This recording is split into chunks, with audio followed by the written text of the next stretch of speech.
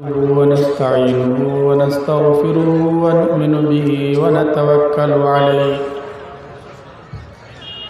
ونعوذ بالله من شرور أنفسنا ومن سيئات أعمالنا من يهده الله فلا مضل له ومن يضلله فلا هادي له وأشهد أن لا إله إلا الله وحده لا شريك له وأشهد أن سيدنا وشفيعنا وحبيبنا ومولانا محمدا عبده ورسوله أما بعد فقد قال الله تبارك وتعالى في كتابه العظيم والفرقان الحميد أعوذ بالله من الشيطان الرجيم بسم الله الرحمن الرحيم يا أيها الذين آمنوا قوا أنفسكم وأهليكم نارا وقودها الناس والحجارة صدق الله العظيم وقال النبي صلى الله تعالى عليه وسلم إنما بعثت معلما وقال ألا كلكم راع وكلكم مسؤول عن رعيته أو كما قال عليه الصلاة والسلام وعلى آله وصحبه أجمعين.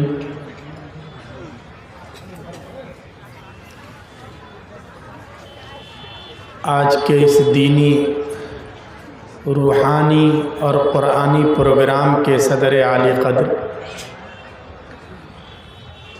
اسٹیج پر تشریف فرما ہم سب کے مخدوم اور بزرگ حضرت شیخ الحدیث صاحب دامت برکاتہ، موقر علماء کرام، سامعین، بزرگوں، دوستوں، دینی بھائیوں، عزیز بچوں اور پردہ نشی مائیں اور بہنیں،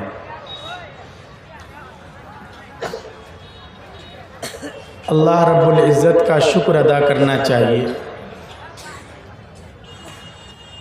کہ اس نے ہمیں توفیق دی اور ہم دین کی نسبت پر، قرآن کریم کی نسبت پر منعقد ہونے والے اس پروگرام میں حصہ لے رہے ہیں۔ اتنی بڑی تعداد میں آپ حضرات کی یہاں موجودگی اس بات کو درشاتی ہے کہ آپ کا علماء کرام کے ساتھ تعلق ہے، بزرگوں کے ساتھ، مدارس کے ساتھ، قرآن و حدیث کے ساتھ آپ کو محبت ہے،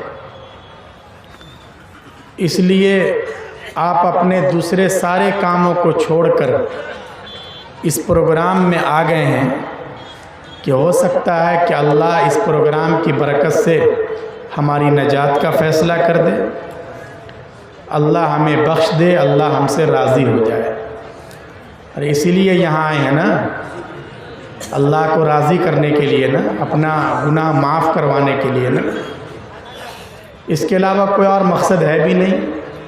یہ کوئی سیاسی اسٹیج تو ہے نہیں کہ کسی نیتا جی کا بھاشن ہونے والا ہے اور سب کے سب اکٹھے ہو کر آ گئے ہوں، یہاں تو صرف دین کی نسبت پر آئے ہیں اور اس لیے آئے ہیں تاکہ یہاں سے کچھ لے کر جائیں، اپنے خدا کو راضی کرنے والے اعمال کریں، یہی مقصد ہے نا۔ اگر یہی مقصد ہے تو پھر ہمیں کوئی ایسا کام نہیں کرنا چاہیے جس سے ہمارا خدا ناراض ہوتا، کہ بجائے ثواب کے گناہ اور وبال ہمارے سر پڑ جائے۔ تو اس لیے یہ اے طالب علم، موبائل نیچے کر لو، بری بات ہے نا یہ، جب خود ہی کہہ رہے ہو کہ ہم اللہ کو راضی کرنے کے لیے آئے ہیں، اپنی مغفرت کروانے کے لیے آئے ہیں، بول بھی رہے اور پھر بھی ویڈیوگرافی ہو رہی ہے۔ اللہ کو راضی کرنے کے لیے آئے ہیں تو ہمیں ایسا کوئی کام نہیں کرنا چاہیے کہ جس سے اللہ یا اس کا رسول صلی اللہ علیہ وسلم ناراض ہوتے ہیں۔ میرے دوستوں اور بزرگوں، یہ جتنے مدرسے ہیں، ہمارا یہ مدرسہ مرکز العلوم والدعوہ، ان سارے مدرسوں کا جو اصل مقصد ہے وہ مقصد ہے ہمارے ایمان، ہمارے عقیدے، ہماری فکر اور صحیح نظریے کی حفاظت۔ اللہ تبارک و تعالیٰ نے ہمیں جو کچھ عطا کیا ہے، سب سے بڑا اور قیمتی سرمایہ ایمان کا ہے۔ ایمان سے بڑھ کر تو کوئی چیز نہیں ہے نا، ہدایت سے بڑھ کر کوئی چیز نہیں ہے۔ یہ مدرسے اصل میں اسی مشن کو لے کر چل رہے ہیں۔ دارالعلوم دیوبند کیوں قائم ہوا تھا؟ آپ حضرات بار بار سنتے ہیں، دارالعلوم سے آپ کو محبت بھی ہے اور محبت ہونی بھی چاہیے۔ پورے بر صغیر میں یا ہمارے اس دیش میں وہ لوگ جنہیں اپنے ایمان کی قدر ہے، جو اپنے دین اور مذہب کو سمجھتے ہیں، وہ یقیناً کہیں نہ کہیں دارالعلوم دیوبند سے محبت ضرور کرتے ہیں۔ اس لیے کہ یہ جو ہمارا دین باقی ہے، ایمان صحیح سالم ہم تک صحیح شکلوں میں جو آیا ہے، اس میں ان مدرسوں کا، ان بزرگوں کا بڑا کردار ہے۔ جب انگریز اس دیش میں آئے تو ہمیں اور آپ کو کیا بتلایا جاتا ہے کہ انگریز کیوں آئے تھے اس دیش میں؟ ارے اس لیے آئے تھے نا کہ ہندوستان سونے کی چڑیا ہے، ہندوستان کے پاس سورسز بہت ہیں، یہاں دولت کی ریل پیل ہے، اس لیے اگر یہاں کے سطح پر اپنا کنٹرول ہو گیا تو ہم برطانیہ کو اور انگلینڈ کو خزانے سے بھر دیں گے۔ ارے اس لیے آئے تھے نا، ہمیں یہی تو بتایا جاتا ہے۔ لیکن یہ آدھا سچ ہے، پورا سچ نہیں ہے۔ پورا سچ یہ ہے کہ یہ جو انگریز اس دیش میں آئے تھے، وہ صرف یہاں کے سطح کو ہتھیانے کے لیے نہیں، یہاں کی دولت کو لوٹنے کے لیے نہیں، بلکہ اس کے ساتھ ساتھ ان کا مشن یہ تھا، ان کا ٹارگٹ یہ تھا کہ یہاں رہنے والے جتنے ہیں، یہ جتنے نوجوان ہیں، ان سب کو عیسائیت کے رنگ میں رنگ دیا جائے۔ وہ اپنا ایک مذہب لے کر آئے تھے، اپنا ایک کلچر لے کر آئے تھے، ان کے پاس اپنی وچار دھارا تھی، اس لیے جہاں جہاں ان کا قبضہ ہوتا تھا وہاں وہ اپنے دین اور مذہب کی تبلیغ شروع کر دیتے تھے۔ آگرہ میں محلے کے محلے مرتد ہو گئے تھے، اور انگریز پادریوں کے فوج کی وجہ سے، پادریوں کے پلٹن جو انگریز اتارا کرتے تھے، اس کی وجہ سے انہوں نے عیسائیت کو نعوذ باللہ قبول کر لیا تھا۔ ان حالات میں دارالعلوم دیوبند کے بزرگوں نے یہ سوچا اور غور کیا، پہلے تو وہ میدان میں اترے اور ہتھیاروں سے لڑائی کی، بندوقیں چلائیں، انگریزوں کے توپ خانے پر قبضہ کیا اور ان کے بالکل آمنے سامنے ان سے لڑائی لڑی۔ لیکن کچھ دنوں کے بعد یہ سمجھ میں آ گیا کہ ابھی ہتھیاروں کے ذریعے انگریزوں کو توڑنا اتنا آسان نہیں ہے، اس لیے کم از کم انگریز جو مشن لے کر آئے ہیں کہ وہ ہمارے نوجوانوں سے، ہمارے بچوں سے ان کے دین کو ختم کر لیں، کم از کم اس مشن میں انگریزوں کو ناکام بنایا جائے۔ چنانچہ دارالعلوم دیوبند کی بنیاد رکھی گئی۔ دارالعلوم دیوبند کی بنیاد رکھنے کے بعد اللہ نے فضل فرمایا मज़ाहिरुल उलूम सहारनपुर कायम हुआ और जगह जगह छोटे छोटे इदारे, मकातिब और मदारिस कायम होते गए। उन्हीं मदरसों की बरकत है, इन्हीं मदारिस में हमारे बुज़ुर्गों ने पढ़ा जो पूरे मुल्क में और पूरे खित्ते में फैल गए। हज़रत मौलाना इलियास साहब कांदलवी रहमतुल्लाहि अलैह ने इन्हीं मदरसों से पढ़ा, मज़ाहिरुल उलूम से पढ़ा उन्होंने। दारुल उलूम देवबंद में शेखुल हिंद रहमतुल्लाहि अलैह के पास उन्होंने पढ़ा और उनके हाथ पर बाज़ाब्ता बैत भी कर रखी थी। ये अकाबिर जब मैदान में आए तो इन्होंने हर आदमी तक पहुँचकर इल्म की रोशनी वहाँ तक पहुँचाई और ईमान और हिदायत की हिफाजत की फ़िक्र की, और उसका नतीजा है कि अल्हम्दुलिल्लाह आज भी इस देश में अपने ईमान की हिफाजत की खातिर जान देने वालों की कमी नहीं है। ये इन बुजुर्गों की मेहनत है, इन मदरसों की बरकत है कि अल्हम्दुलिल्लाह ये देश स्पेन नहीं बन पाया। यहाँ आज भी मस्जिदें हैं, यहाँ आज भी बड़े बड़े मदरसे हैं, बड़ी बड़ी इमारतें हैं, चेहरों पर दाढ़ियाँ हैं, सर पर टोपियाँ हैं। ये इन्हीं बुजुर्गों की मेहनत है। इसलिए अल्लाह की करोड़ों रहमतें हों इन बुजुर्गों की रूहों पर। इन्होंने हमारे ईमान की हिफाजत की फिक्र की। आज भी और इस वक्त भी जो मुसलमानों पर अटैक है वो अटैक इसी तरह का है कि हमारी नस्लों से और हमसे ईमान को छीनने की कोशिश हो रही है। हमारी नस्लों को उनके पुरानों से जो रिश्ता है उस रिश्ते को ख़त्म करने की कोशिशें हो रही है। इसलिए इन हालात में भी हर ईमान वाले की ये जिम्मेदारी है कि वो अपने ईमान की भी फिक्र करे और अपने बच्चों और नस्लों के ईमान की भी हिफाजत की फिक्र करे। वरना याद रखिए, अगर हमारे बच्चे हमारे हाथों से फिसल गए, अगर हमारे बच्चे कॉलेज जाते हैं, अगर हमारी बच्चियां बाहर किसी कोचिंग सेंटर में जाती हैं और किसी वजह से अगर उनका ईमान ही नहीं बचता, तो फिर ऐसी औलाद किस काम की है? फिर तो वो जहन्नम का ईंधन बनेंगे।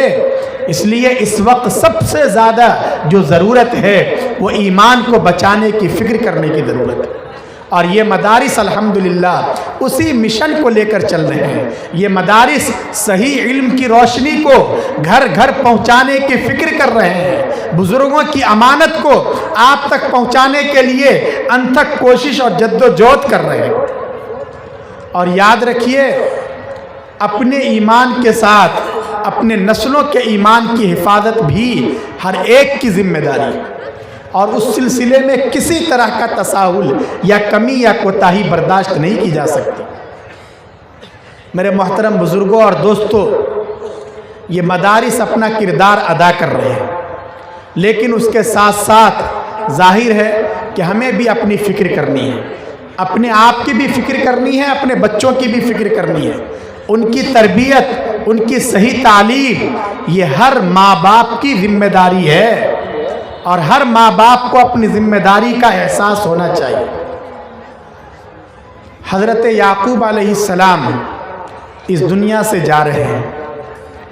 याकूब अलैहिस्सलाम बहुत बड़े अल्लाह के पैगंबर हैं, अल्लाह के नबी हैं। उनकी औलाद में भी अल्लाह ने नबियों को पैदा किया। याकूब जो है ना, याकूब, इनका लक़ब आपको मालूम है? इनका लक़ब क्या है?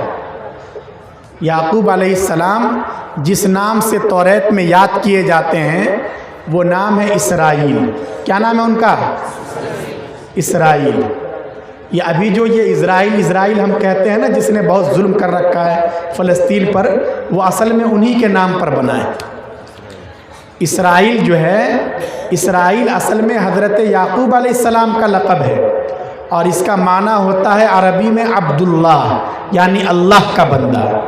यहूदी अपने आप को याकूब अलैहिस्सलाम की औलाद कहते हैं, तो उन्होंने अपने दादा के नाम पर इस देश का नाम रख रखा है, और उस देश का नाम है इसराइल। तो इसराइल हकीकत में अल्लाह के नबी और अल्लाह के पैगंबर जो हैं उनका लक़ब है।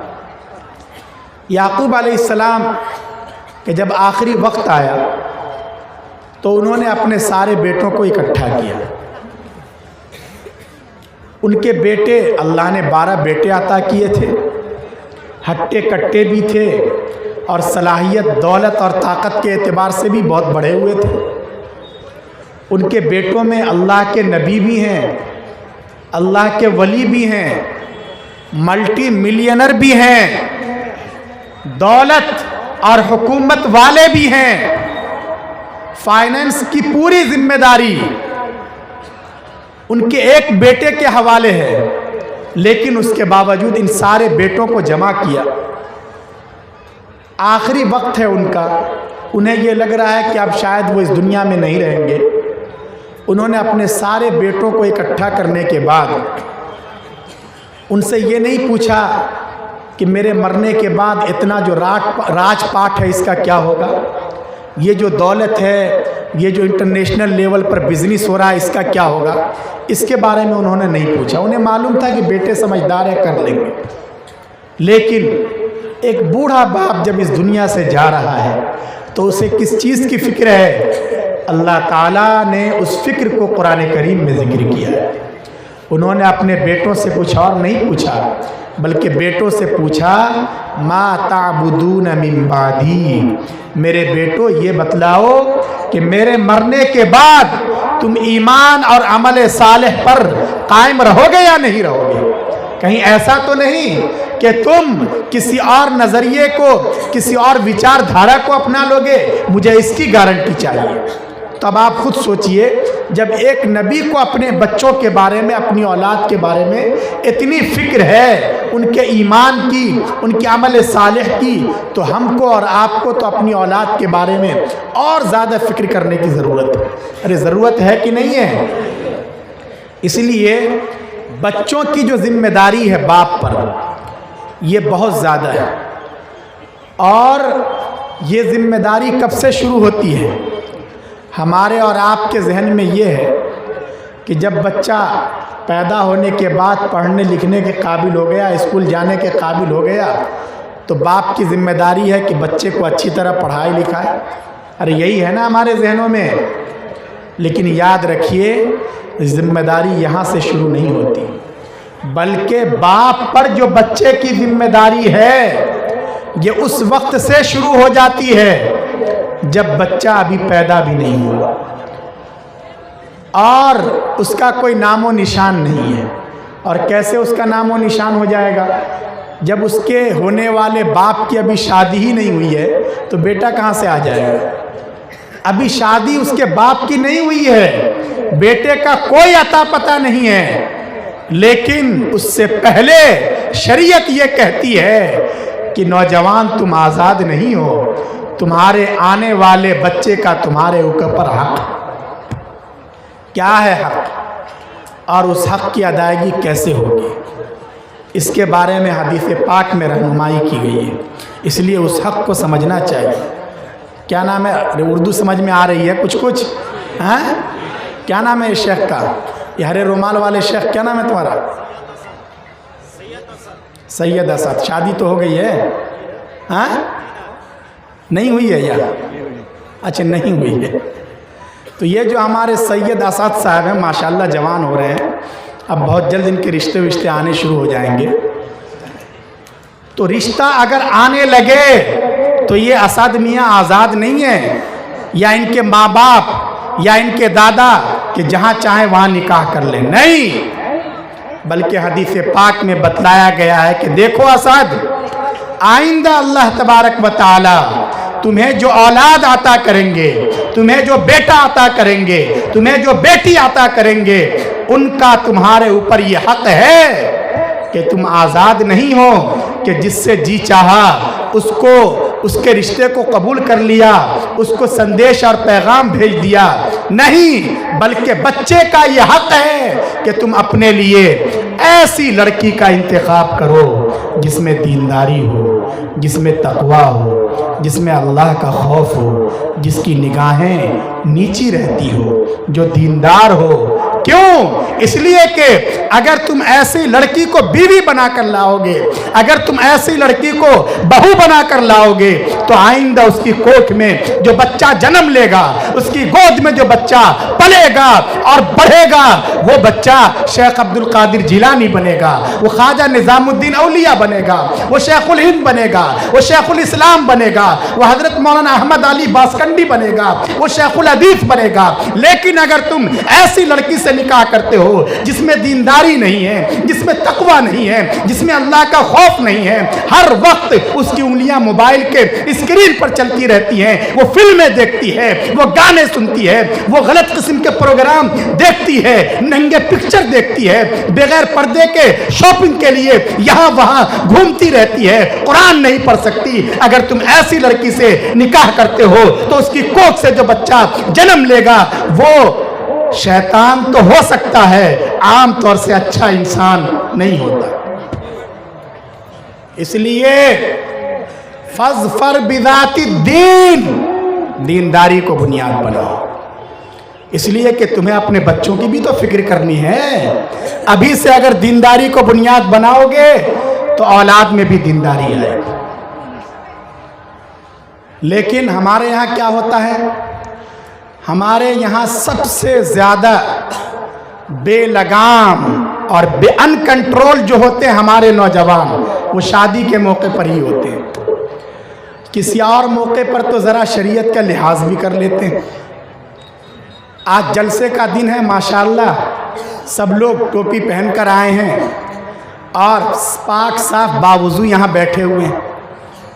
रमज़ान का भी एहतराम कर लेते हैं, जुमा के दिन का भी एहतराम कर लेते हैं, लेकिन शादी के दिन ऐसा लगता है बिल्कुल बेलगाम। उस दिन शरीयत एक तरफ धरी की धरी रह जाती है। कितने बदकिस्मत नौजवान हमारी सोसाइटी के आज भी ऐसे हैं कि उनकी शादी के दिन गाने बजाए जाते हैं। उनकी हमाकत और कितनी बड़ी बेवकूफ़ी है। उस दिन डीजे बजाए जाते हैं, उस दिन नाच गाना होता है, उस दिन वीडियोग्राफी होती है और उस दिन बगैर बेपर्दगी के सारे रिकॉर्ड तोड़ दिए जाते हैं। ये क्या बात है? शादी का दिन खिलवाड़ का दिन है। देखो एक बात याद रखो, सैयद असद को भी ये बात जहन में रखनी चाहिए कि शादी और निकाह ये भी एक इबादत है। हमारे जहन में क्या है, हमारी मानसिकता क्या है कि हम लोग नमाज को इबादत समझते हैं। अरे नमाज को समझते हैं ना इबादत। 50 साल से नमाज पढ़ रहे हैं, लेकिन ज़ोहर की नमाज छूट गई थी, तीसरी रकात में सूरह फातिहा के साथ भूल से कोई सूरत मिला दी, तो हम फ़ौरन क्या करते हैं, फ़ोन करते हैं, हज़रत शेख को फ़ोन करते हैं, मुफ्ती हुसैन साहब को, मुफ्ती नूह साहब को फ़ोन करते हैं कि हज़रत ये बताइए कि सजदे सहव तो वाजिब नहीं हुआ। अरे पूछते हैं कि नहीं पूछते हैं? नमाज का मसला पूछते हैं ना। रोज़े का दिन है, रमज़ान का महीना है, बुखार आ गया, डॉक्टर ने कहा कि आपका ब्लड चेक किया जाएगा, खून की जांच होगी। हम फ़ौरन मुफ्ती साहब को फ़ोन लगाते हैं और पूछते हैं कि ये बतलाइए कि डॉक्टर अगर ब्लड लेगा, खून लेगा, तो इससे रोज़े पे तो कोई असर नहीं पड़ेगा? मुफ्ती साहब बताते हैं कि नहीं, इससे रोज़ा वोज़ा नहीं टूटता है, कोई हर्ज नहीं है, तुम खून की जांच कर सकते हो। ये बतलाते हैं ना। क्यों पूछते हैं ये? इसलिए कि हम नमाज को दीन समझते हैं, रोज़े को दीन समझते हैं, इबादत का हिस्सा समझते हैं। इतना बड़ा मजमा यहाँ से वहाँ तक बैठा हुआ है, इस मजमे में कोई एक आदमी खड़ा हो जाए जिसने घर में होने वाली शादी से पहले मुफ्ती साहब को फ़ोन किया हो कि मुफ्ती साहब ये बतलाइए कि आप हमें नमाज का तरीक़ा तो बतलाते हैं, रोज़े का तरीक़ा बतलाते हैं, शादी कैसे करनी चाहिए, इसका तो आप तरीक़ा बतलाइए। ये हमें तौफीक नहीं होती, इसलिए कि मालूम है कि बेटी की शादी है, मुफ्ती साहब चलने नहीं देंगे कि बेटी की शादी के मौके पर पूरे गांव को तुम क्यों खिला रहे हो, किस अकाउंट में खिला रहे हो, इसका तो कोई सबूत शरीयत से नहीं है। तुम्हारे घर से एक मिंबर की कमी हो रही है, तुम्हारे घर में गम का माहौल है और तुम उस दिन अपने गांव वालों के लिए देख चढ़ा रहे हो। कौन सी शरीयत में इसकी इजाज़त है? شریعت میں تو اس کی اجازت نہیں ہے، اس لیے مسئلہ معلوم ہے، اس لیے مفتی صاحب کو نہیں پوچھیں گے۔ مسئلہ معلوم ہے کہ مفتی صاحب بریک لگا دیں گے کہ بارات لے جانا، یہاں سے لے کے 5 کلومیٹر دور تک گاڑیوں کی لائن لگا دینا شریعت میں نہیں ہے، اس لیے مفتی صاحب سے پوچھتے ہی نہیں۔ ہمارے یہاں جو نکاح ہوتے ہیں وہ نکاح دین کے مطابق نہیں ہوتے، شریعت کے مطابق نہیں ہوتے، بلکہ برادری کی ریت پر ہوتے ہیں۔ گاؤں میں اور سماج میں جو پرمپرائیں چلی آ رہی ہیں ان کے مطابق نکاح ہوتے ہیں۔ لوگوں یاد رکھو، جیسے نماز عبادت ہے، روزہ عبادت ہے، ایسے ہی نکاح بھی عبادت ہے۔ نکاح کے دن آپ آزاد نہیں ہو سکتے۔ ہم نماز پڑھنے جاتے ہیں تو ڈی جے بجاتے ہوئے جاتے ہیں، ہم روزہ رکھتے ہیں تو پٹاخے پھوڑتے ہیں، پھر آخر نکاح کے دن ہی یہ حرکت کیوں ہوتی ہے؟ نکاح ایسی عبادت ہے، حضرت یہاں بیٹھے ہیں، اب بعد میں پوچھ لیجئے گا، علامہ شامی نے لکھا ہے کہ دوسری عبادتوں کا سلسلہ تو یہیں ختم ہو جائے گا۔ بھائی مرنے کے بعد ہم سے نماز نہیں پڑھوائی جائے گی۔ جنت میں اگر پہنچ گئے، اللہ سب کو پہنچا دے، تو وہاں ہم سے یہ نہیں کہا جائے گا کہ روزے رکھو، بس یہی ختم۔ لیکن نکاح والی عبادت ایسی مضبوط عبادت ہے کہ وہاں بھی اس عبادت کا سلسلہ چلے گا۔ ارے سب لوگ چاہتے ہیں نا کہ یہ سلسلہ چلتا رہے وہاں بھی، تو وہاں بھی اس کا سلسلہ چلے گا۔ تو اس لیے نکاح کے دن ہم آزاد نہیں ہو سکتے، اور نکاح سنت کے مطابق ہو، شریعت کے مطابق ہو۔ آپ دیکھیے گھر میں کتنا سکون آتا ہے۔ اتنا بڑا مجمع بیٹھا ہے، آپ نے 10 نکاح کیے، شریعت کے خلاف کیا، سنت کے خلاف کیا، عہد کیجئے کہ کم از کم 1 نکاح ہم سنت کے مطابق کریں گے، علماء سے پوچھ کر کریں گے۔ عہد کرتے ہیں انشاءاللہ؟ ماشاءاللہ، بہت اچھی بات ہے یہ۔ دیکھیے آپ عہد کر کے دیکھیے، سنت پر عمل کرنے میں بھی اللہ نے بڑی برکت رکھی ہے۔ آپ سنت کے مطابق نکاح کریں گے، آپ پر قرض کا بوجھ نہیں رہے گا، آپ کے دماغ میں آگ نہیں لگے گی، بہت سکون کے ساتھ سب کام ہو جائے گا، اور بہت مزہ آئے گا، بڑا لطف آئے گا۔ صرف ایسا نہیں ہے کہ گناہ میں اور فتنوں میں مزہ ہے، سنت پر عمل کرنے میں بھی بڑا مزہ ہے۔ جیسے لوگ سوچتے ہیں نا کہ رات کو سونے میں مزہ ہے، نہیں، رات کو جاگ کر دیکھیے، 1 بجے 2 بجے جب پوری دنیا سو رہی ہو، آپ اٹھیے، وضو کیجئے، مصلی بچھائیے، 2 رکعت نماز پڑھ کر اللہ کے سامنے روئیے، آنسو بہائیے، دیکھیے جاگنے میں بھی کتنا مزہ ہے۔ صرف سونے میں مزہ نہیں ہے، مزہ لینے والے تو چاہیے۔ گناہ سے بچنے میں بھی اللہ نے بڑا مزہ رکھا ہے۔ اسعد میاں جماعت میں چلے گئے، جماعت میں جب یہ گئے، پہلے ہی دن 2 رکعت نماز انہوں نے پڑھی۔ نماز جب پڑھی تو اس نماز میں ان کو بڑا مزہ آیا۔ ارے کس میں مزہ آیا؟ نماز میں۔ اتنا مزہ آ رہا ہے، جی لگ رہا ہے نماز میں، نماز میں ایسا لگ رہا ہے جیسے اللہ سے بات چیت ہو رہی ہے، آنکھوں سے آنسو بہہ رہے ہیں۔ اب یہ سید اسعد پریشان ہے کہ میں تو اس سے پہلے بھی چلہ لگا چکا ہوں، وقت لگا چکا ہوں، مدرسے میں بھی رہ چکا ہوں، لیکن ایسی نماز تو مجھے کبھی نصیب نہیں ہوئی۔ نماز میں اتنا مزہ کہاں سے آ رہا ہے؟ کہاں سے یہ لطف آ رہا ہے؟ پریشان ہے اسعد میاں، ان کو سمجھ میں نہیں آ رہا ہے۔ یہ حضرت شیخ الحدیث صاحب کے پاس آئے۔ حضرت مولانا کا اسم گرامی کیا ہے؟ مولانا کا آپ کا اسم گرامی کیا ہے حضرت؟ حضرت شیخ الحدیث مولانا عبد الکریم صاحب کے پاس آئے کہ حضرت کیا وجہ ہے کہ نماز میں مجھے اتنا مزہ اور اتنا لطف کیوں آیا؟ تو یہ حضرت نے بتلایا کہ دیکھو اسعد، بات یہ ہے کہ تم تو بھول گئے لیکن اللہ نہیں بھولتا۔ کل کو جب تم جماعت میں جانے والے تھے تو اپنے گاؤں کے چوراہے پر کھڑے تھے۔ کہاں کھڑے تھے؟ چوراہے پر، چوک پر، یہاں بھی تو چوک ہی کہتے ہیں، چار علی، وہاں کھڑے تھے، یا مارکیٹ میں یا بازار میں کھڑے تھے۔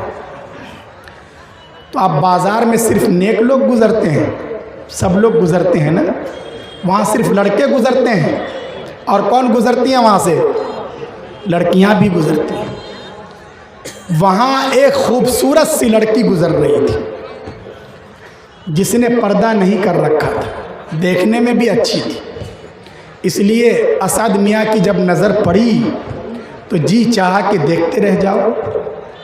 जवानी का एक जज्बा होता है ना, गुनाह की तरफ तबीयत चलती है। तो असद मियाँ के जी में आया कि इस जवान लड़की को जी भर के देख, फिर मौका मिले न मिले।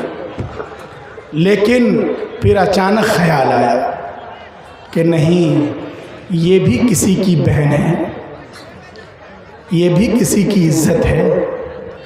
प्यारे आका सल्लल्लाहु अलैहि वसल्लम ने मना किया है, कुरान करीम में मना किया गया है कि नहीं, ऐसे मौके पर अपनी निगाह नीची करो।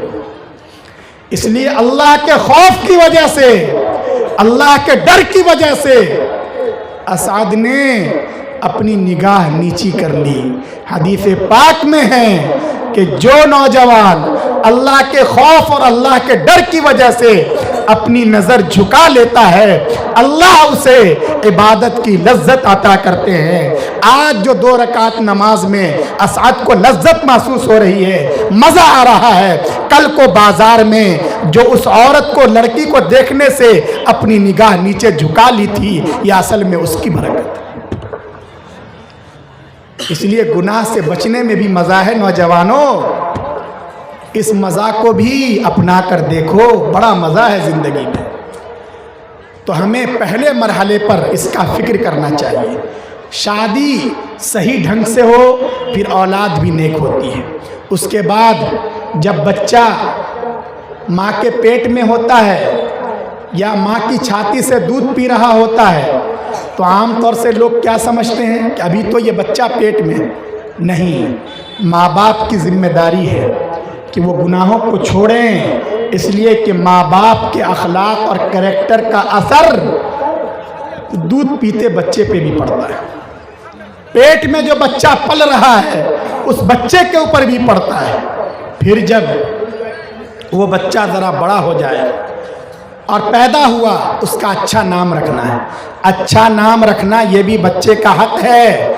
माँ बाप को इसकी फिक्र करनी चाहिए। ये नहीं कि गूगल में जाके सर्च किया और उल्टा सीधा कुछ भी नाम रख दिया कि ये पहली मर्तबा सुनने में आया है, बहुत अच्छा नाम लग रहा है, चाहे उसका माना कुछ भी हो। ऐसा नहीं, आप अपने बुज़ुर्गों से पूछिए, उलमाए किराम से पूछिए, नाम का भी बहुत ज़्यादा असर पड़ता है। और आप पर बच्चे का अधिकार है, ये उसके राइट्स में से है कि आप उसको अच्छा नाम दीजिए।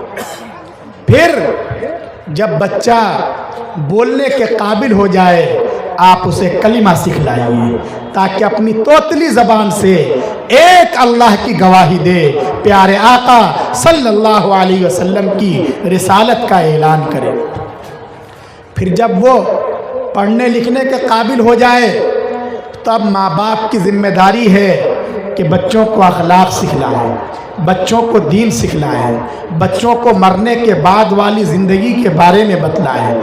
कब्र में क्या क्वेश्चन होगा, उसके आंसर क्या हैं, वो अभी से बताना पड़ेगा। वरना याद रखिए, अगर आपने अपने बच्चों को अच्छे स्टैंडर्ड के किसी इंग्लिश मीडियम में एडमिशन करा दिया, बच्चे को डॉक्टर बना दिया, लॉयर बना दिया, हालांकि हमें उसकी भी ज़रूरत है, हम उसकी मुखालफत नहीं कर रहे हैं। क्यों? इसलिए कि हमारी कौम को जिस तरह अच्छे हाफिज़ों की ज़रूरत है, अच्छे कारियों की ज़रूरत है, अच्छे आलिमों की ज़रूरत है, अच्छे मुफ्तियों की ज़रूरत है, इसी तरह हमारी कौम को अच्छे डॉक्टर्स की ज़रूरत है, अच्छे इंजीनियर्स की ज़रूरत है, अच्छे डिग्री होल्डर्स की ज़रूरत है। लेकिन हम जो बात आपसे कहना चाहते हैं वो ये कि आप अपने बच्चे को कुछ भी बनाएं, कुछ भी पढ़ाएं, बड़े से बड़े ओहदे पर पहुंचा दें, लेकिन उसके दिल में और दिमाग में ये बात बिठा दें कि वो पहले और आखिरी नंबर पर सिर्फ और सिर्फ मोहम्मद अरबी सल्लल्लाहु अलैहि वसल्लम का गुलाम है, और यही उसकी सबसे बड़ी पहचान है। अपने बच्चों के ईमान की फिक्र करें, वरना याद रखिए, अगर हमने अपने बच्चों को ये नहीं बतलाया, कल को अगर बच्चा बिगड़ता है, वो बड़े ओहदे पर पहुंच गया, मंत्री संतरी बन गया, लेकिन चूँकि हमने उसको कुरान नहीं सिखलाया, हमने उसको अखलाक नहीं सिखलाया, हमने उसे आखिरत के बारे में नहीं बतलाया, कल को अगर वो खड़े होकर पेशाब करता है, अगर वो सूर्य नमस्कार करता है, अगर वो भारत की वंदना करता है, अगर वो कुफ्र करता है, अगर वो शिर्क करता है, अगर वो पाप करता है, तो याद रखिए वो तन्हा हरगिज़ जहन्नम में नहीं जाएगा, बल्कि अपने साथ अपने प्यारे माँ बाप को भी घिसेट कर ले जाएगा। क्योंकि जितना बड़ा पापी वो है, उससे बड़े मुजरिम उसके बाप हैं, उसके दादा हैं, उसके गार्जियन हैं, उसके चचा हैं। उन्हें बतलाना चाहिए था कि बेटे हम मुसलमान हैं, हम एक अल्लाह के अलावा दुनिया की किसी शक्ति के आगे, किसी दरख्त के आगे, किसी समंदर के आगे, किसी दरिया के आगे, किसी सूरज के आगे, किसी देश के आगे हम अपना सर नहीं झुका सकते। ये बताना चाहिए था, क्यों नहीं बतलाया? अगर वो मुजरिम है तो उसके साथ उसके माँ बाप भी मुजरिम है, उसके दादा भी मुजरिम है, उसके मामू भी मुजरिम है, उसके चचा भी मुजरिम है। इसलिए उस दिन के आने से पहले पहले लोगों अपनी जिम्मेदारी का एहसास करो। मदरसे हमारी तरफ से इस जिम्मेदारी को अंजाम दे रहे हैं, लेकिन हमें भी अपनी जिम्मेदारियों का एहसास होना चाहिए ताकि हमारा बच्चा अच्छा इंसान बने। मदरसों में जो बच्चे हमारे पास आते हैं, हम उन बच्चों को दीन सिखलाते हैं, हम उन बच्चों को अखलाक सिखलाते हैं, हम उन बच्चों को देश का अच्छा नागरिक बनाने की कोशिश करते हैं। इसलिए मदरसे में पढ़ने वाले, यहाँ पलने वाले, यहाँ से निकलने वाले समाज सेवा में हमेशा आगे आगे रहते हैं। कहीं ज़लज़ला आ जाए, कहीं कोई आफत आ जाए, कहीं सैलाब आ जाए, कहीं कोई मुसीबत आ जाए, कोई पहुँचे न पहुँचे, लेकिन ये बोरिया पर बैठने वाले ये उलमा और ये जमीयत के लोग, ये हमारे मदरसों के ज़िम्मेदारान, जो कुछ भी इनके पास है उसको लेकर ज़रूर पहुँच जाएंगे। वो आपकी लड़ाई लड़ते हैं, वो आपका मुकदमा लड़ते हैं, वो खुद भूखे रहेंगे लेकिन कोशिश करेंगे कि आपके आंसू कम से कम अगर वो पोंछ सकते हैं तो ज़रूर पूछें। ये तालीम कौन इनको दे रहा है? ये मदरसों की बरकत है, मदरसों में ये तालीम दी जाती है। इसलिए मदरसों में पढ़ने वाले जो हमारे बच्चे हैं, ये प्रशासन पर कभी बोझ नहीं बनते, ये इंतज़ामिया के लिए, देश के लिए कभी कोई मसाइल नहीं पैदा करते, बल्कि देश के विकास के लिए, देश की तरक्की के लिए हमेशा अपना योगदान देते हैं। हम इन बच्चों को अखलाक सिखलाते हैं। हमारे पास जो छोटे छोटे बच्चे आप भेजते हैं, हम उनको पहले दिन से ये बतलाते हैं कि देखो अपने बड़ों का रिस्पेक्ट करो, माँ बाप का एहतराम करो। याद रखो बच्चों, माँ बाप का एहतराम सबसे ज़्यादा ज़रूरी है। मदरसों में यही तो सिखलाया जाता है। हम इन्हें बतलाते हैं कि देखो प्यारे आका सल्लल्लाहु अलैहि वसल्लम ने साफ कर दिया है, क्लियर कर दिया है कि अगर तुम नमाज पढ़ते हो, ये तुम्हारा फ़र्ज़ है, कंपलसरी है, तुम्हें पढ़ना ही है। अगर तुम समाज की सेवा करते हो, अच्छी बात है, तुम हाजी साहब कहलाते हो और लोगों में तुम्हारी खूब चलती है, लोग तुम्हें सलाम करते हैं, हुजूर हुजूर कहते हैं, बहुत अच्छी बात है। लेकिन सवाल ये है कि तुम्हारा खुदा भी तुमसे राज़ी है कि नहीं, अल्लाह भी राज़ी है कि नहीं, ये पता कैसे चलेगा? इसका स्टैंडर्ड क्या है? तो हम अपने बच्चों को बतलाते हैं कि हदीस पाक में ये बतलाया गया है कि देखो अगर तुम्हें ये देखना है कि तुम्हारा खुदा तुमसे राज़ी है या नहीं, तो रिज़ल रब फी रिज़ल वालिद। देखो अगर तुम्हारा बाप तुमसे राज़ी तो ये इस बात की दलील है कि तुम्हारा खुदा भी तुमसे राज़ी। लेकिन अगर तुमने अपने माँ बाप का दिल दुखा रखा है, अगर उनकी आंखों से आंसू बहते हैं, अगर वो बिलखते हैं, अगर वो सिसकते हैं, अगर वो परेशान होते हैं, तो चाहे समाज में तुम कितने ही बड़े आदमी कहलाओ, लेकिन अल्लाह के यहाँ तुम्हारी हैसियत 2 पैसे के बराबर भी नहीं। रिज़ल रब फी रिज़ल वालिद। अगर ज़मीन पर बाप राज़ी तो अर्श आज़म पर खुदा राज़ी, अगर बाप राज़ी खुदा राज़ी, अगर बाप नाराज़ तो खुदा नाराज़। ये बच्चों को हम सिखलाते हैं। माँ बाप का एहतराम करना, ये तालीम उन्हें मदरसे में दी जाती है। हम इन बच्चों को बतलाते हैं कि देखो अगर तुम किसी बिल्डिंग में रहते हो, अच्छी बात है रहो, تمہارے دسترخوان پر طرح طرح کی ڈشیں ہیں، بہت سارے کھانے ہیں، چکن بھی ہے، اور یہاں جو بہت مہنگی مچھلیاں ہیں، کون سی وہ سب سے مہنگی مچھلی آتی ہے؟ نہیں، سنگی، اور اس سے بھی زیادہ مہنگی ایک مچھلی آتی ہے نا، الش، وہ بھی ہے، اور بھی طرح طرح کی ڈشیں ہیں۔ کھاؤ، اللہ کا شکر ادا کرو، لیکن یاد رکھو اگر تمہارے پڑوس میں رہنے والی غریب فیملی کا غریب بچہ اگر رات کو بھوکے سوتا ہے، کوئی ضروری نہیں ہے کہ وہ تمہاری جان پہچان کا ہو، کوئی ضروری نہیں ہے کہ وہ تمہارے کٹمب کا ہو، کوئی ضروری نہیں ہے کہ تمہاری برادری کا ہو، یہ بھی کوئی ضروری نہیں ہے کہ تمہارے مذہب اور دھرم سے تعلق رکھتا ہو سکتا ہے وہ کوئی شرما ہو، وہ کوئی سنگھ ہو، وہ کوئی جھا ہو، لیکن یاد رکھو اگر تم پیٹ بھر کے کھاتے ہو اور اس غریب کا بچہ بھوک کی وجہ سے بلکتا ہے تو تم سب کچھ ہو سکتے ہو، لیکن تم ایمان والے نہیں ہو سکتے۔ لا یؤمن، تمہارا ایمان مکمل نہیں ہے۔ یہ تعلیم ان مدرسوں میں بچوں کو دی جاتی ہے، اس لیے لوگوں ان مدرسوں کو قدر کی نگاہ سے دیکھو، ان مدرسوں کی عظمت کو جانو۔ یہ مدرسے ہمارا بوجھ ہلکا کرتے ہیں، ہمارے بچوں کی تعلیم اور تربیت کے لیے اپنی قربانیاں انجام دے رہے ہیں، اور ہر آدمی یہ چاہتا ہے کہ اپنے بچوں کو نیک بنائے۔ بھائی ہر آدمی یہ چاہتے ہیں نا، اور نیک بنانے کے لیے دو نسخے ہیں، میں انشاءاللہ آخر میں بتلاؤں گا۔ پہلے تو میں یہ عرض کر رہا ہوں کہ ان مدرسوں سے ہمیں محبت ہونی چاہیے، ان مدرسوں سے ہمارا تعلق اور زیادہ مضبوط اور مستحکم ہونا چاہیے۔ ماشاءاللہ آپ کا یہی مدرسہ مرکز العلوم والدعوہ، جس کے پروگرام میں آپ حضرات شریک ہیں، اللہ کے فضل سے یہاں تعلیم کا اور تربیت کا بہت اچھا اسٹینڈرڈ ہے۔ یہاں آپ آئے ہوں گے، یہاں کی مسجد ابھی تک پختہ نہیں ہوئی ہے، یہاں کے جو ہاسٹل ہے اس میں آپ کو ماربل نظر نہیں آئے گی، چمک دمک نظر نہیں آئے گی، رنگینی نظر نہیں آئے گی، لیکن اگر آپ یہاں کے کسی بھی بچے کو کھڑا کر دیجئے، کسی بھی اسٹوڈنٹ کو کھڑا کر دیجئے، اس سے جہاں سے آپ کو پوچھنا ہے پوچھئے، ماشاءاللہ اگر وہ عربی پڑھ رہا ہے عربی میں آپ سے بات کرے گا، انگریزی پڑھ رہا ہے، آج میں نے بچوں کی جو اسپیچ سنی ہے بہت شاندار انگریزی میں اسپیچ دے رہے ہیں، آسامی میں بہت شاندار تقریر کر رہے ہیں، اور یہاں کے بچے اتنے اچھے اسٹینڈرڈ کے تیار ہوتے ہیں کہ ہم لوگ تو دارالعلوم دیوبند میں ہے نا، ارے دارالعلوم دیوبند میں ہر سال 12 سے 15 ہزار تک طلبہ آتے ہیں ایڈمیشن کے لیے، لیکن وہاں صرف میرٹ کی بنیاد پہ ایڈمیشن ہوتا ہے، اور ان میں سے صرف 1000-1500 کا ہوتا ہے، باقی سب کو واپس کر دیا جاتا ہے۔ لیکن آپ کے لیے خوشی کی بات ہے، آپ کے لیے گرو کی بات ہے،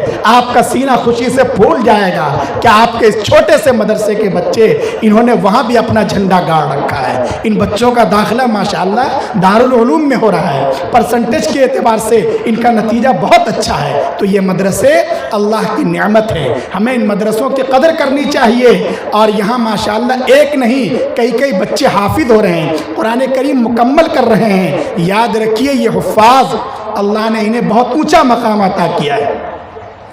یہ آپ نے اپنے جن بچوں کو حافظ قرآن بنایا ہے، آپ اللہ کا شکر ادا کیجیے۔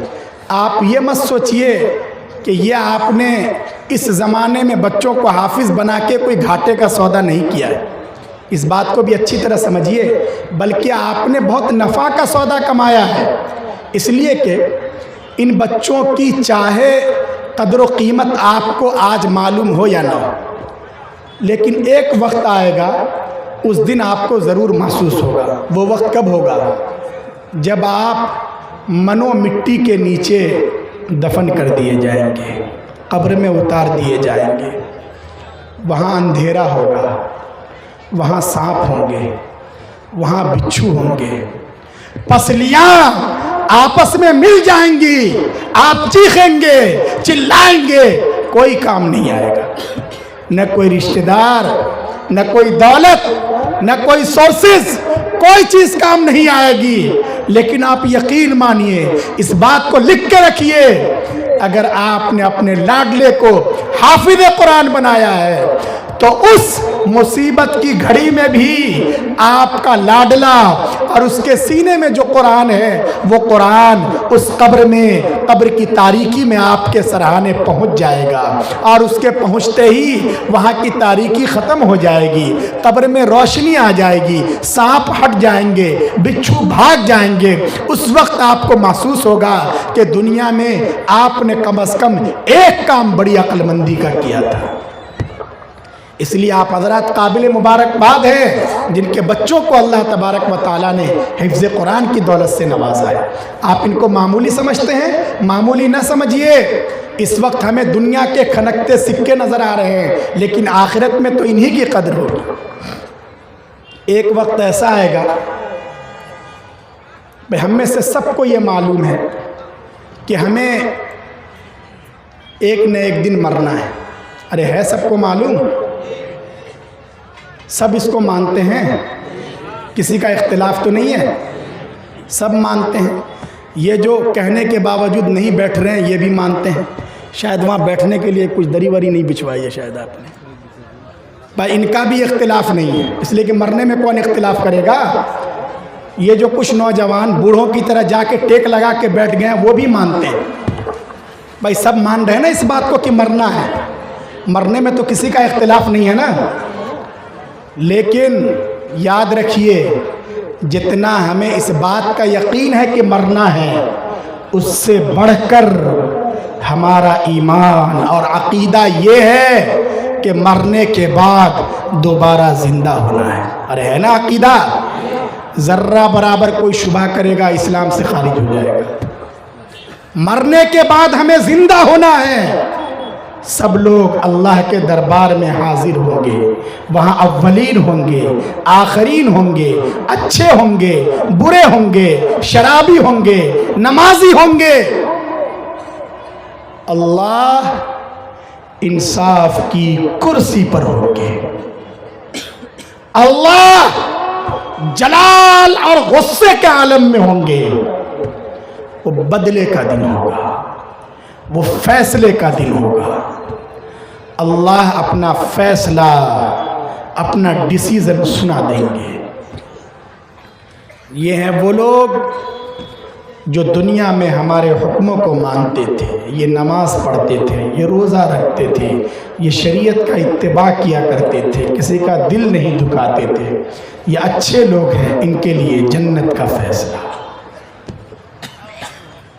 یہ وہ لوگ ہیں جو دنیا میں ہماری ریٹ کو چیلنج کرتے تھے، یہ گناہ کرتے تھے، یہ سود کھاتے تھے، یہ حرام کمایا کرتے تھے، یہ جھوٹ بولا کرتے تھے، یہ غیبت کیا کرتے تھے۔ یہ ہمارے باغی ہیں، یہ ہمارے دشمن ہیں، ان کے لیے جہنم کا فیصلہ ہو گیا۔ اللہ نے جو فیصلہ کر دیا ہو گیا۔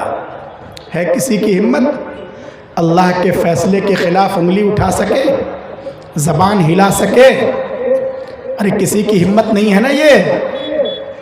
پھر جب سفارش کا سلسلہ شروع ہوگا تو وہاں ملٹی ملینر ہوں گے، منتری جی ہوں گے، گاؤں کے چودھری جی بھی ہوں گے، زمین جائیداد والے ہوں گے، تعلقات والے ہوں گے، پردھان جی ہوں گے، لیکن کسی کی ہمت نہیں کہ وہ اپنی زبان کھول سکے۔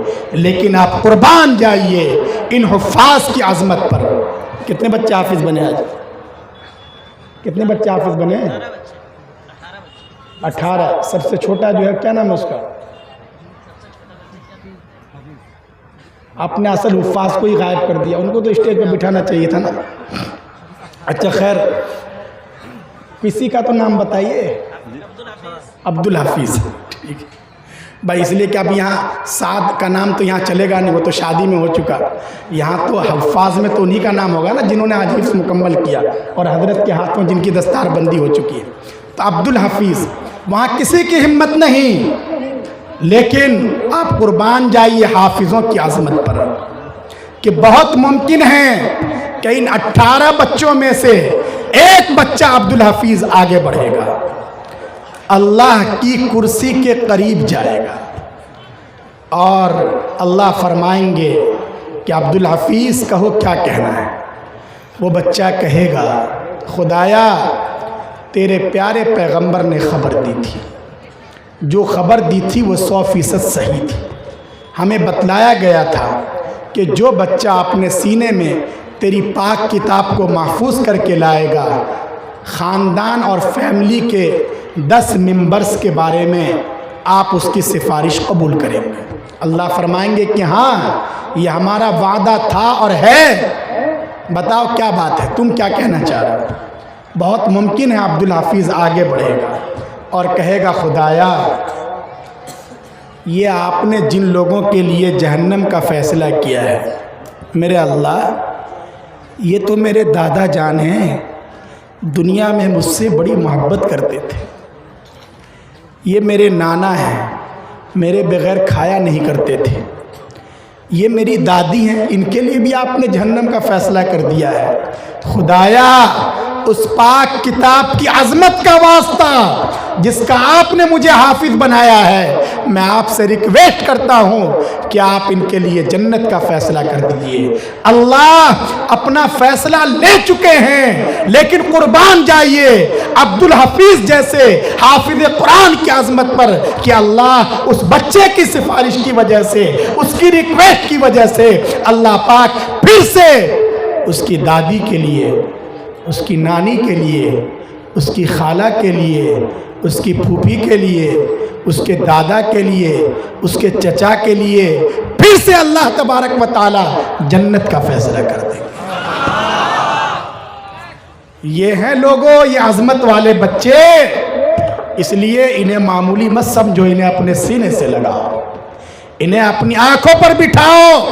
بڑے انمول ہے یہ، دنیا کی کسی کرنسی، پاؤنڈ سے، ڈالر سے، گولڈ سے آپ اس کو تول نہیں سکتے، کوئی کرنسی ان کا ریٹ نہیں لگا سکتی۔ اللہ کے یہاں ان کی کوئی قیمت دنیا کے اعتبار سے ہو ہی نہیں سکتی، بڑے انمول ہیں، بڑے قیمتی ہیں یہ، اس لیے یہ بچے قابل مبارکباد ہیں۔ ان بچوں کو کے جو والدین ہیں وہ قابل مبارکباد ہیں، ان کے سروں پر عظمت کا تاج سجایا جائے گا۔ شاید میرا وقت پورا ہو گیا، 5 منٹ میں ہے نا، آپ یہی کہنا چاہ رہے تھے شاید کہ 5 منٹ میں بات کر لیں، اس لیے یہ سب قابل مبارکباد ہے۔ ماں باپ کی بھی قربانی ہے، ان کے اساتذہ کی قربانی ہے، ان کے اساتذہ نے ان بچوں پر محنت کی ہے، تب یہ بچے اس قابل ہوتے ہیں۔ مدرسے کے جو ٹرسٹیز ہیں، منتظمین ہیں، ان کی قربانی، اس لیے یہ سبھی حضرات قابل مبارکباد ہیں۔ اور خاص طور سے ماں باپ کو اپنے بچوں کے سلسلے میں خاص فکر کرنی چاہیے۔ 5 منٹ باقی رہ گیا ہے، میں 5 منٹ میں نے جو وعدہ کیا تھا اس بات کو کہہ کے اپنی بات ختم کر رہا ہوں۔ کیا وعدہ کیا تھا میں نے کہ میں بتاؤں گا انشاءاللہ؟ 7 کیا کہا تھا میں نے؟ نہیں، ہاں بھول گئے تھے۔ میں نے یہ کہا تھا کہ بچوں کو نیک کیسے بنایا جائے، ٹھیک ہے نا؟ میں نے کہا تھا نا کہ اس کے 2 نسخے بتلائے جائیں گے، توجہ سے سننا چاہیے، نہیں کہ بہت ساری باتیں آ گئی تو ساری باتیں ذہن سے چلی جائیں۔ بچوں کو نیک بنانا ہے نا، ہر آدمی چاہتا ہے نا کہ ہمارا بچہ نیک ہو، اس کے لیے بزرگوں نے 2 نسخے بتلائے ہیں۔ کتنے؟ 2۔ یہاں سے کچھ نہیں تو کم از کم یہی 2 باتیں لے کر چلے جائیں، انشاءاللہ آپ کا جلسہ کامیاب ہو۔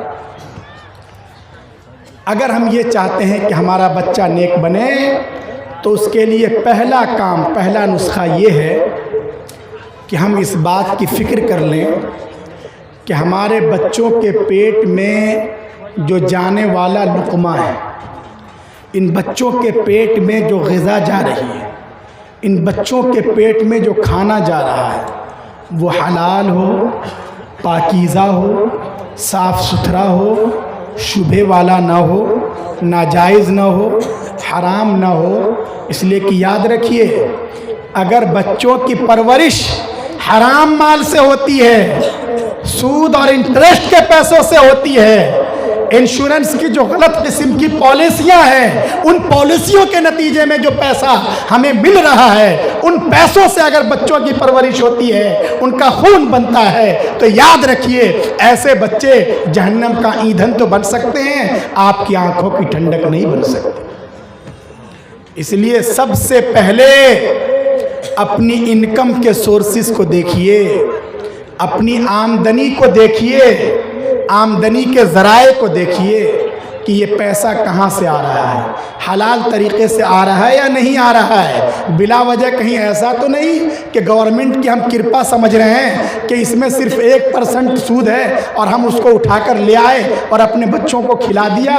नहीं, सूद सूद है, ब्याज ब्याज है, हराम है, चाहे वो 1% हो या 2% हो, शरीयत के खिलाफ बगावत है। अहल्लल्लाहुल बैअ व हर्रमर रिबा, अल्लाह ने कारोबार को और बिजनेस को हलाल करार दिया है, अल्लाह ने सूद को बिल्कुल बैंड कर दिया है और इसकी बिल्कुल इजाजत नहीं है।